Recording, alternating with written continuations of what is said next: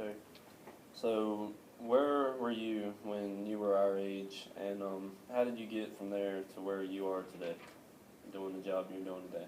When I was your age, I was in McCormick County High School.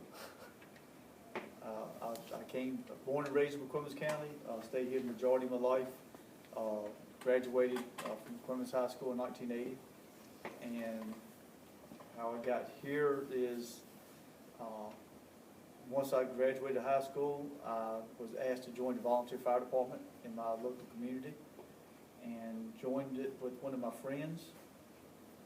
Fell in love with it, decided that was something I'd want to do as a career. So I joined the Elizabeth City Fire Department. I spent 30 years at Elizabeth City, and then this job came up as an opportunity, so I retired from Elizabeth City and took on the fire academy here at the high school. Okay.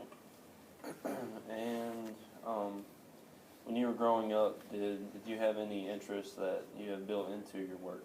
Like anything that you enjoyed doing that kind of led you to being in the fire service? None. None? None. Just started volunteering and enjoyed it? When I was growing up, I grew up on a farm. Mm-hmm. I love farming. That's what I wanted to be, was a farmer. The problem was, back in that day, the sons of the farmer, they farmed, and the daughter, she got married and went off, and well, I happened to be born to the daughter. Mm-hmm. So she weren't part of the farm.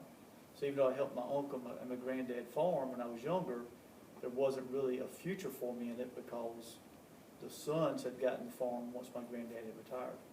So I didn't have any interest in being a firefighter. I wasn't one of those kids who chased down fire trucks or thought about it. I never thought about being a firefighter until, like I said, I graduated. A friend of mine that he also graduated, he's got generations in the local fire department. So when he turned 18, he decided to join the fire department and just asked me to join with him, and which I did. So if he hadn't have asked me to join the fire department, I don't know if I don't know where I would be today, to be honest with you. Okay. When did you realize this is what you wanted to do?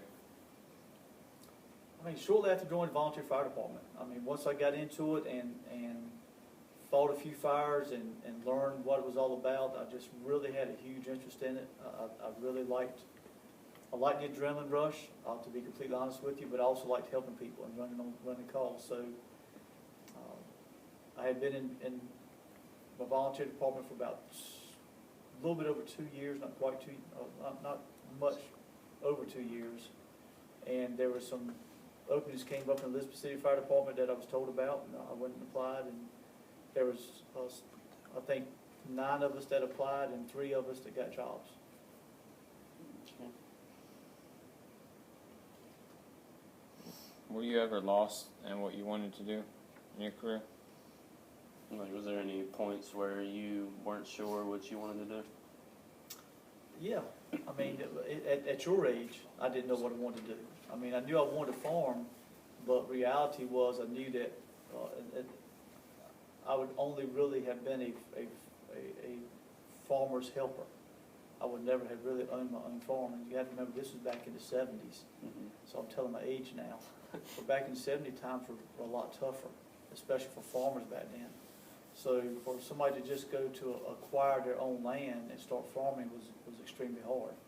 So I knew that it was going to be, for me to do that would probably be almost impossible. So at your age, as senior in high school, I knew what I enjoyed doing. I knew I loved farming, but I also knew that it wasn't something that I could make a living off of, not long term. So there's a point between then and before I joined the fire department that I just really didn't know what I wanted to do. I actually worked full-time as a farmer on with Whitehead Seed Farm when I graduated, but once again, I was just farm labor, and I knew it was something I wanted to do. I wanted to do a little bit more of my life than just be a farm labor, but I weren't sure when until, once again, the fire department came along. Okay. And in between the time when you started volunteering and to now, what have you done as far as to acquire the necessary skills and knowledge to do your job? A lot of training, a lot of classes, a lot of time away from home. I gained a lot of knowledge and experience from the people I work with. In the fire service, you'll get trained. In a career department, you'll get trained a lot faster than you will in the volunteer department. Volunteer departments are a little bit slower paced because of the fact that we work full-time jobs and we're limited on the amount of time we can put in. In a career department, it is your job. They expect for you to know it, so they train you immediately. So I learned a lot from the people that I worked with in the beginning.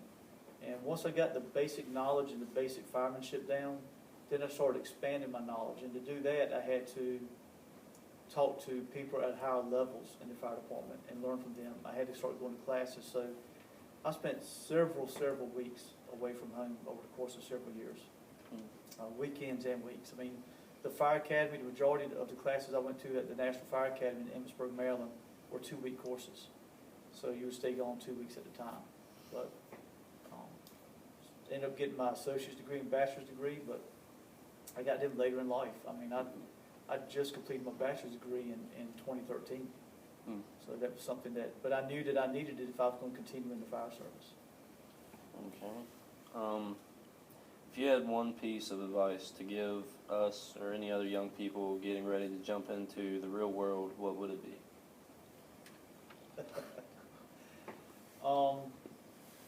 Be prepared, because it's you know, I hate to say it as a high school teacher, but it's not what we're teaching you. I don't think we're completely and totally preparing you for what's out there in the real world. So you have to be very open-minded. You have to be very conscientious of your surroundings, because it's a different world out there. It honestly is. Things are going to go different. You know, your education is going to go different. I've had 3 daughters that's gone through college. I've got one that's a senior in college now, and she graduated from Clemens High School, and she says every day she talks to me about this, she would say that college is nothing like the high school setting. It's completely different, and I didn't go into college expecting for it to be this way. I went into college expecting for it to be like the high school. The same thing for the workplace. The workplace has certain rules, regulations, guidelines that you have to follow, you expect to follow, and I don't think we're preparing you for that as well as we should be.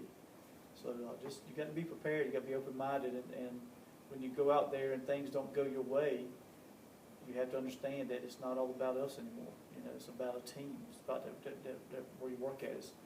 I had a person make a comment a while back about valedictorians. You know, people who are valedictorians. Valedictorians in Clemens County High School or Northeastern High School are at the top of their grade. But when they go to college and they apply for these huge majors or very difficult majors, everybody is valedictorian. Everybody has a high GPA. So they're not at the top of the game anymore, and they struggle with that because that's not what they've been used to. They've been used to being the one at the top. And all of a sudden, they're not at the top anymore. They may be mediocre in that group of people. So you have to understand that the settings change as you get older, and just be prepared for it. Okay. Well, thank you very much. Yeah, we appreciate your time All right. for this interview. All right. Thank you.